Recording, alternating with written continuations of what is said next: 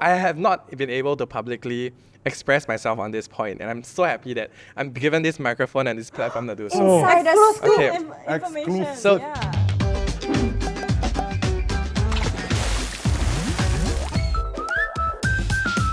Hello everyone, welcome to the Hot Pot, where we hop into different pots of spaces people find themselves in during life's transitions. I'm Joey. I'm Nick. I'm Q. And today we're going to be talking about how to PR your life and hone your social media branding. So who better to introduce himself today? Nick. No. I'm kidding. Hi guys, I'm Joel. This is Joel. What do the hot pot people call themselves? The listeners. Hoppers. Oh no, there's no name. We are the Hopper. targets. Yeah, we call ourselves Taugays actually. Huh? Yeah, Why? I don't know. because it's like a little pot ma. Actually, I think she started it and then we just followed. yeah, Yeah. on hindsight, it does make sense. Hello, Taugay. Yeah. Oh, you mean our Yeah, I people mean who watch? the community fandom. lah, the Yeah, pod oh, community. fandom. I don't think we The got fandom yet. Taugay, done. Mr. Political Prude. Who are you? Honestly, who am I? You know, that's We want to know. that's the question. So my name is Joel. Some of you may know me from the podcast Political Prude, that is also on YouTube. So that one was just basically a podcast series talking about Singapore politics. And then also on my day job, I run Zera Media with some friends of mine. If you've been here long enough, you will know the Naughty Prude. The Naughty Prude, which is what the Political Prude name was derived from. Amazing. Naughty prude do one. Talk about love. Oh. Because Singaporeans are mostly prudes, but then also actually we're quite naughty lah. We are. Cheeky, Sometimes, cheeky. Oh, yeah. so clever. Yeah. No, That's it's a different. very- Are you naughty or are you naughty? Naughty. Like, you know? Naughty. What is Naughty. going on here? Joe, you're kind of Yeah. like the go-to person when it comes to political news. And young adults usually will go to your Instagram. How did you establish that? Honestly, it's quite crazy because like if you told my university student self that like, oh, you know, one day you'll be talking about politics on social media, I'll be like, oh yeah, no, that does not sound like me. But what really happened was during GE 2020, I was talking about specifically the campaigns of some of the candidates, and I said, oh, I thought this was done very well, and I explained why I thought it did well, and then that series just went viral. I think the pivot point was when a lot of people wrote in to say, can you explain this to me? And I was like, I can't. And then some people were like, can you tell me who to vote for? And I was like, I also can't. Wow. I don't want to either, you know. So then I said, you know what, like since the audience is already here, I might as well just learn along with everyone. I think that's so amazing because you offered a very unbiased point of view and you really touched the younger generation, which are the change makers, basically. Yeah. I think like people should be more involved in politics. Like you should be aware, politically aware, rather than really just listen to like your random uncle on WhatsApp. Like instead you should, really be informed, know the facts, and then you are able to make like an informed decision from there. And he didn't just summarize it. He threw in some sass. A little bit of like... entertainment value. Yeah, oh, really yeah. entertaining. At Because you- midnight, I was scrolling. For me to do it also, like if it was damn boring, right? So I think I'll tap out. You know what I mean? Yeah, that's so, true. Yeah. So I wanted to make it fun for myself, speak my own language, and at the same time, I think we all kind of speak the same humor, right? So. I guess people resonated. There's no point in me repeating what Straits Times is doing or CNA is doing. I think they're doing great work. But like, if you're gonna follow me for that, then you might as well just follow them. You know what I mean? Yeah. So That's very true. yeah, so I kind of knew that for me to exist or continue existing, I had to do my own way of expressing quote unquote boring stuff. But Joe, you are also known as an influencer. Yes. Not an influencer, but influencer. Can you explain to us what? Info-encer. This uncle understands. Can you explain to us? So actually that term wasn't by me lah. It came from one of the followers, and I thought it was damn funny because it very succinctly allowed people to understand exactly what I do. Because like influencer, not really, because I don't do lifestyle stuff, right? But there's also the following. It's all the same platforms, same mediums, and then info just makes it understandable that like it's just like informative content. But actually, right, some people took it out of context and were like making fun of me on Twitter. Why? Why? Back then, they just say that it's very cringe or like this person called himself influencer. Oh, Maybe they you thought can- claimed it. Yeah. Maybe you can call yourself a condensed creator. Contents? Means Condense. Hey, cannot Actually not lah. bad lah. Condense Not bad, all right? the Summarize, not bad, not info, right? Yeah. Put it on Twitter lah. We see who made fun of Yeah, me tomorrow. vote. Which one you want? Oh my god. But you know what's more cringe? Going onto Twitter to hate on people. Yeah. That's right. Especially if you're an influencer yourself. Oh, who ah? I tell you later. we all kind of like went to your page when it came Yeah. to like GE. You think you swing how many votes? Wow, very scary to think of. So okay, wait. I think the good thing about like the kind of content I do, even if political proof, for example, like we never once tried to convince people to go Yeah. a certain way.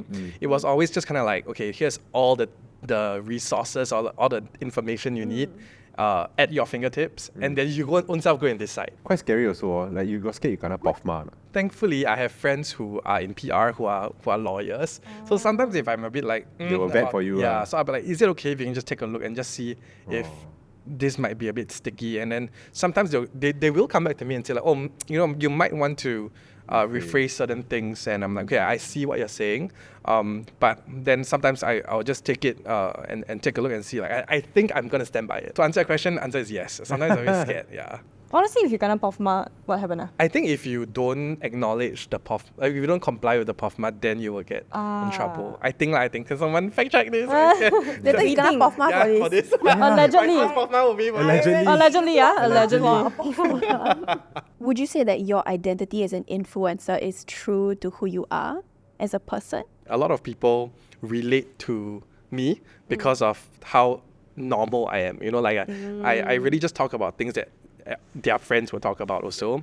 As long as I relate everything else that I'm doing to what's been happening around the world, whether it's entertainment, pop culture, or even news, I think most people will be able to relate to it lah. Through all your content creation, right, have people started recognizing you in public? And then the second part is, right, people like to talk about politics a lot, right? People may feel very passionate about it, right?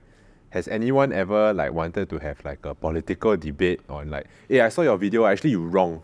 On the streets? Yeah, have or not? So the answer is yes, I have. I've been approached in public many times now. Most interesting fact is that I've been approached most at parties, whether it's like marquees, so club ah. culture. But I find it so fun. But he don't look like he can't be. No lah, actually can. I got can see lah, wholesome vibes. The cool thing is that actually a lot of them are very interested in politics. Yeah. So it's very funny because like people are like making out around us, people are vomiting around us. You're talking about like, hey, Yeah, who and want then to be president? Yeah, and then it's like, oh, you know that time I like, and I'm like, whoa. Question part. All right, guest first. Would you rather live in a tiny BTO next to an MRT station, or a spacious house in a hard to access area? Okay, how about we all answer then? Like BTO. then spacious house. Oh, okay. Sorry. Okay, 1, 2, 3. You're not a Tauge anymore. Actually, when they first said like next to MRT, then I just keep thinking I can hear the MRT. But it's like New York City Stop. vibe. What if it's underground? Yeah. I'm underground. Tanjong No. Pagar Raffles Place. Mind of a 90-year-old in a body of a 30-year-old. I will pick body of a 30-year-old lah. Yeah lah. Mine of a 90-year-old. So Yeah. wise eh? Wise and strong. Would you rather have free flights or free accommodation for life? I think flights. Yeah. Yeah, flight. Like, you sleep on the streets, what? Free. Yeah lah, flights. I think it's flights. Flights. Yeah. But it must be business class. What's the best gift someone has ever given you? Ooh. Don't say love, ah. Wow. Nice. Yeah. Thanks No, for I'm kidding. that caveat. Probably my guitar. Yeah, Charlie bought me a guitar for Aw. Christmas. And I cried in front of his whole family. And that was our first time meeting the family. Have you ever posted anything that you felt was a bit off-brand? Ever since like gaining a bit of an audience online, I think I have been a bit more aware of what I've been posting. But other than that, I feel like if it's not in line with what I actually want to post, I actually won't post it. So this pains me to say, but there were a lot of like influencer engagements or like brand collaborations that came by, were willing to pay for the post. And the money was great, but it just didn't feel, and then it just didn't sit right with me. Not that like it was shady, it just didn't align to what I felt like was me. And I had to just turn them all of them down, and I was just very sad lah. It proves to your following that you are authentic. And whatever you say, they can take that it's truly you. How about you guys? Like when you post your content? Oh wow, back in the day, plenty man. You sounded like you're damn old. What is back in the day? Back then there would be brands and things like that will approach you to like want to give you stuff lah. Then when it first started, right, that time young lah, wow, everything take. Got money, take. After that, I realized that there was a point where like, actually you take for what? Like it's just a thing, then how many things do you really need? The people that follow you, sometimes I will get messages that like, oh, they really enjoy watching a certain vlog or they enjoy watching a certain piece of content that was informative for them. Then after that, you're like, wow, these people actually will like listen to you leh. So if you recommend something that is like garbage, right, then they might really go and spend money and go and buy garbage. So after that, I felt a bit like iffy about it. Then you became a bit more discerning lah. The thing about taking free stuff, right, is like girl math. Because it's when you take free stuff, you earn money. Yeah, You know what I mean? Like that's the mentality that Right. people This one, have. if I buy, is $80. Yeah, so if I yeah. don't take, I'm losing $80. Right. Yeah, which is Okay, that actually makes a lot of sense. Yeah. If Girl you think math about it. makes sense. But I relate to that does. as well. I think right now, I always take things only when it resonates with me. I've used the product before, or I have tried the product. Like I actually experimented with the product. Then, if I really believe in it and I agree with the terms and whatever, then I will promote it. Yeah. But Joey, you also do. I mean, you're more present on social media as compared to the two of us. What do you feel about this?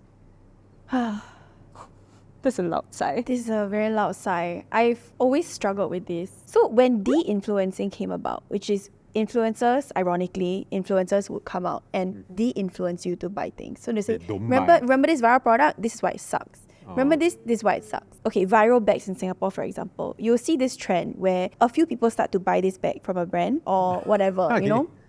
Everyone just starts to buy it. Then suddenly you see a surge of people hating on it maybe a month or two later. And then you think about all the money that was wasted. I say wasted with this because some people actually like the product and they buy it, they actually use it. But for the people who are more easily influenced and they buy it because they want to be part of the trend, right? They wasted their hard-earned money, whereas the people who got it for free, it literally didn't affect their lives. If anything, it made them look more relevant. But then if you don't take it and you don't look relevant, your job is now affected because you're not relevant to your crowd. Yeah. So you need to think about what audience you want to have. Okay, but back to the topic. Have I taken something on that I don't believe in? No. I personally cannot do that. Yeah, the only thing that I've taken on that I would say was a bit difficult to post, right, was like an allergy medication. A what? Allergy medication. Yeah, it was allergy medication. I took it on because I use the product. In my head, I was like, I use this product, that's my rationalization, or pets. But then if you think about it, right, How to you need feel, to post next to the pets. So I had to lor. I post next to the pets. And, like, and you can still find the post. I had to hold the pet in a plastic packet and then like post like that. And the requirement is that it must be at least 40% of the photo, you know? What? And the pet that big, it's kind of in the background, you know? So it's things like, yes, it's practical. Yes, I use it. Yeah. Are you comfortable posting it? I when I post, my finger got shake. I had to learn along the way that it's not so concrete. Like, do I like this brand? Do I use it? Yes, then I will take it on. It's not so simple. So it is difficult, but I feel like if it was easy, then it's not really a job, right? So you managed to reach out to all the influential figures for presidential Mr. election. Darn Yeah, how did Darn you do that? Yeah, as an individual? Need to spill it. Like each one how you target and how you. Right. So I paid all. No, I'm just kidding. I wish I got money to this, pay. this is the POFMA moment. Did you have to pay? No, Did they no, have no. to pay? No. I wish I got paid. Let's just say that. But I think it's really, and that's the tea. I think a lot of people are like, hey, how much did you get paid? I'm Yeah. like, huh? But actually, no, I don't wish I was. I think it's very good that it's not paid. Yeah, like, you know? Yeah, that better. is You're true. more credible already. Yeah. Correct, yeah. If I'm being honest, when I went into the presidential election, I knew I was going to be creating content, but I didn't know I was going to be interviewing all of them. You know, that's the honest truth lah. But I think how it happened was really from GE till PE. I was very involved with I would say like education work. So I did host a lot of like panels. I guess those were kind of like along the way I built my reputation as someone that I think can responsibly tackle like tricky issues. From there, I think the relationships were built, the reputation was built. And when it came down to PE itself, how it happened was for Mr. Tharman and Mr. George Goh, who was still at the time in the running, they both had teams that were Managing the campaign lah, yeah. There were younger people on the team that knew of the work that I was doing. Right. So they were already following since GE. And I think they were the ones to maybe like brought up my name. And actually a lot of those people in the clubs, they were like, oh, you know, I always tell so and so that they should check out your content. So I think the word of mouth has always been, yeah. So I think when it then came to like, oh, maybe you should talk to this guy, like maybe they already heard my name before, Right. you know, where they're like, oh, okay, like if so many young people tell me about this person, then maybe I should just go and listen to them and go to this. Because these are people within their circles, ma. So I think it's easier to trust. And then for Mr. Ng Kong Song, he was represented by Gash Cloud. And I have a working relationship with Gash Cloud, like previously also. I see. So because all got connected lah. Yeah. What, bro? But the one I'm most curious about is Mr. Tan.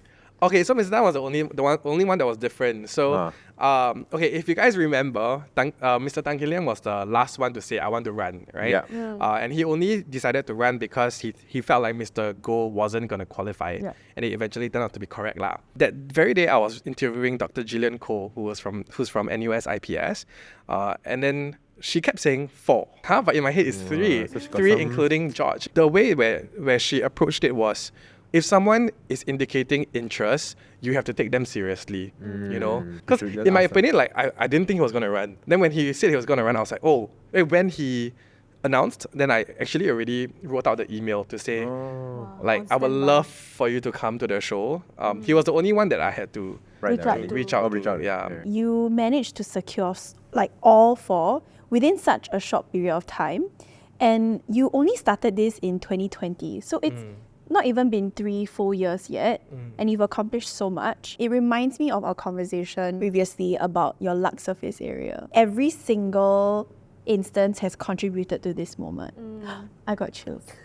But It's So true. actually, It's very true. It's To very that true. point, right, it seems like, you know, all of this is also a result of like your strong PR game lah. Yeah. In other industries or like for an average Singaporean, right, how important is this PR aspect? I mean, maybe I'm biased, but I would actually argue it's one of the more important things to consider as a business or as an individual, right? Because let's say, for example, if today a report comes out to say that, oh, milk powder is not healthy, you know, who will they look for? They'll probably ask someone who's like a scientist in food, you know, and you want to be that top of mind person. When you have media coverage like that, then within the industry you get a little bit more respect. You know, you kind of you're seen as a thought leader, and then like I guess clients will also start going to you, and it kind of becomes this like ripple effect, right? Yeah.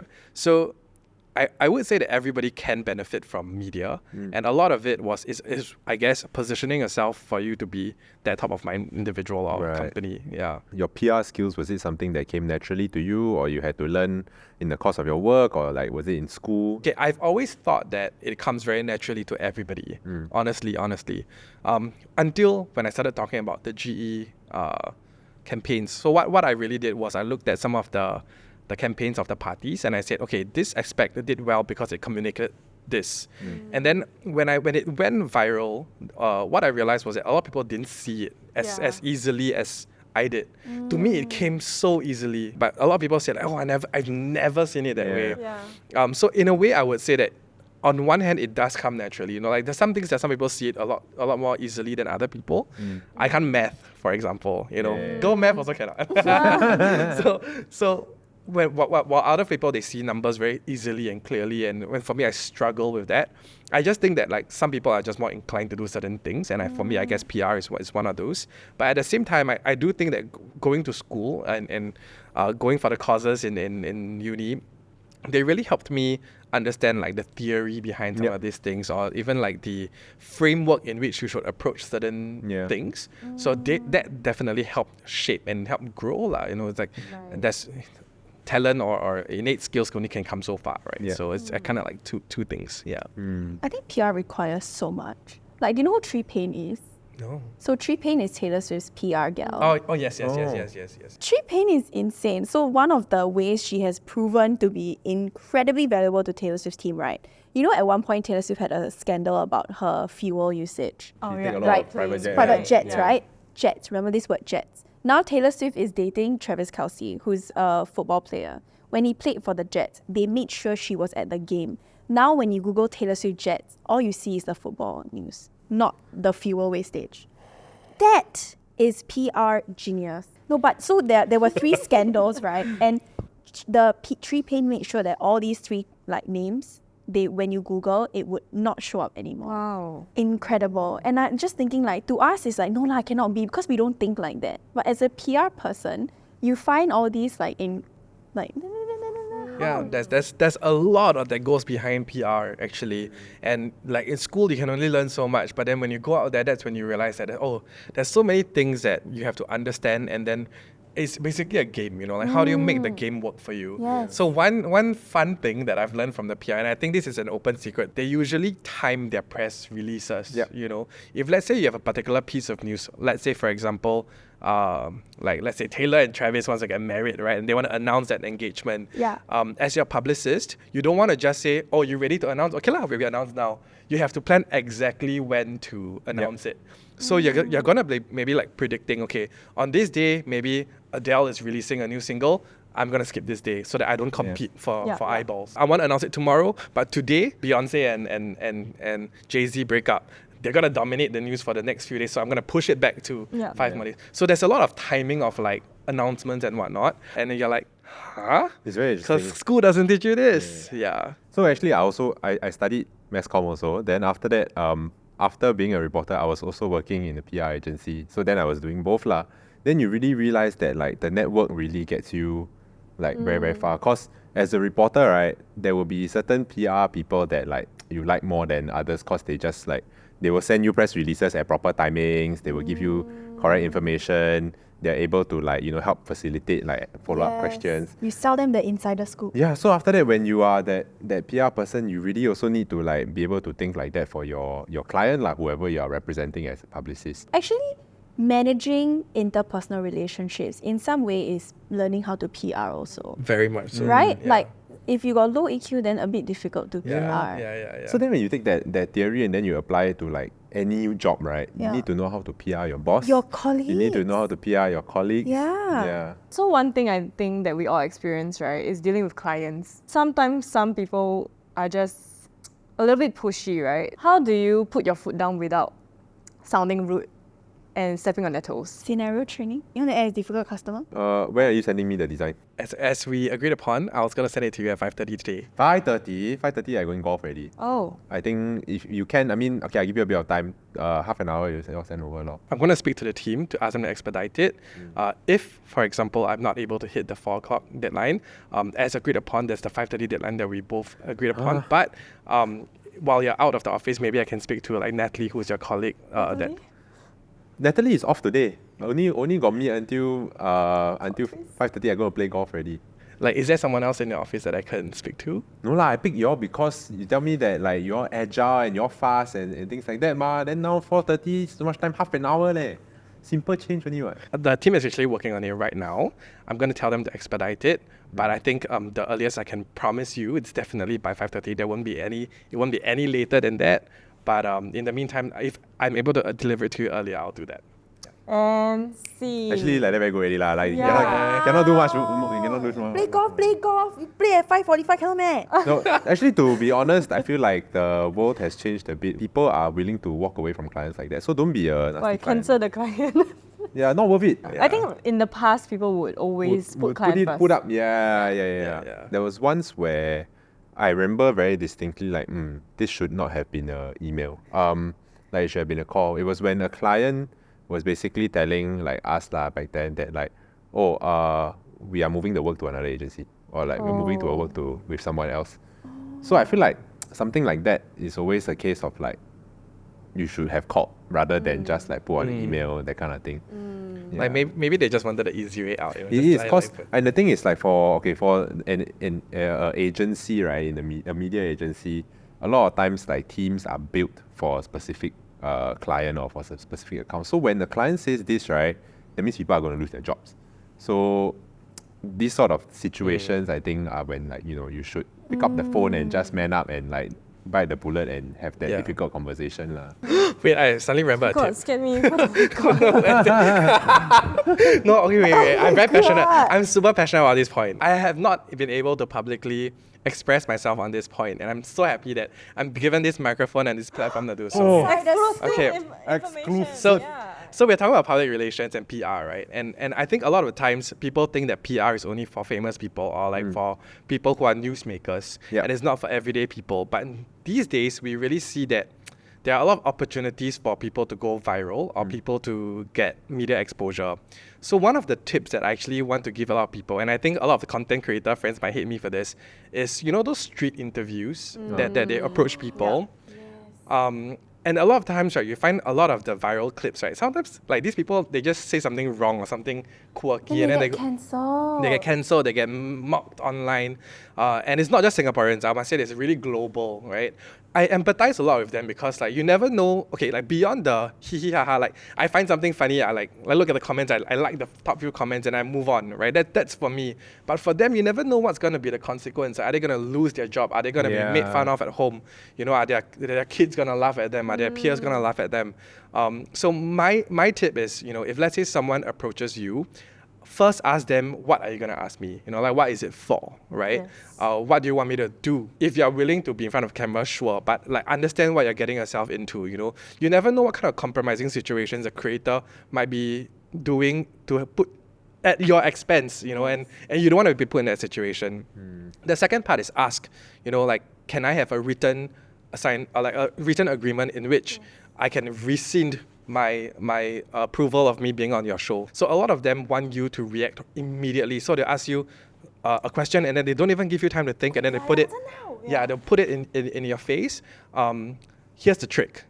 They can edit it. Even if you take some time to think, they will cut it out so that the transition is fast. Take some time to think about your answer before you actually speak into the microphone, so that there won't be anything that you will regret. So always understand that you have to protect yourself first, especially when it's things that can affect your public image. So to wrap it up, what is one piece of advice to someone who is trying to kickstart their own branding? Don't go and like pick fights and offend people lah. I feel like some people, they try to do that. Like they will just like, okay, who's the most popular person or like most relevant person now, and then I just go and like shit on them. It seems like quite a common tactic that some people do. And some content creators and influencers do that also. Like, oh, everybody is talking about this person now, so I'm going to go and like just like tap in and like, give my 2 cents because I want to be relevant as well. My answer is quite boring. It's to be authentic, because you can't keep up an image that you think what people would like or what other people are telling you to be. But then if you're boring, how? I stopped posting because I feel like, actually I'm a bit boring. Self-awareness is key. That's great. There are many times that I receive screenshots of things that I've posted from like people, like random. So like months later, they're like, hey, last month you wore this. I forgot to ask you, but where do you get this from? And it's a screenshot of my story or a screenshot of something. A screenshot literally takes like a split second, and we don't realize how accessible it is now. Like it's expired, but it's on there for a long time, for a lot of eyeballs to see. You don't know who is watching it, you don't know who it's being sent to, and anything that you say can be also taken out of context. Like someone want to quote a little part of your video and they don't watch the beginning or the end, right? You can be painted as a villain. Being on the internet comes with a price. And make sure you are willing to pay the price. Whether it's influencers or not, you just have to be a bit more mindful about what you start posting from now on. Be mindful of your digital footprint, because as Joey said, like the internet remembers, But even if you're not planning to be an influencer, content creator, or like celebrity, I think it's important to still, maintain a good public image online, be mindful of your digital footprint, like what Joey mentioned, because it's there forever, man. And, there have been cases as well where people have lost jobs or like have not gotten certain opportunities because of their digital footprint. So something to be mindful of as you navigate social media. Also, sometimes if you post something you think is anonymous, it's not that anonymous. There are accounts specific to tracing the identity of these people who post hateful comments, and they expose the real identities, and then these people actually lose their jobs too. So don't be a hater. Thank you for joining us on The Hot Pot. You can also listen to us on Spotify, Apple Podcasts, and Me Listen. And if you haven't already, do subscribe to our channel as well. And thank you, Joe, for being here today. Yes, you taught us so much. I want to come back. Yes, please, anytime. please do. I'm my an official goodness. Taugeh. Yes. Hey, next election, come back.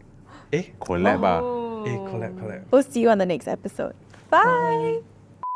How about this? I'll leave you with a fun fact. Since we talked about MRT just now, I was the voice of Stand Up Stacey. Oh my god. Oh my god, slay. Wait, that is so slay. Do it right now. Sam, Sissy got talk meh? No, there's a song. Joey, perform now. Perform. Standing up for those in need. Great way to ease those tired feet. Oh my gosh. Suddenly I'm in the MRT Oh on my Pine. god.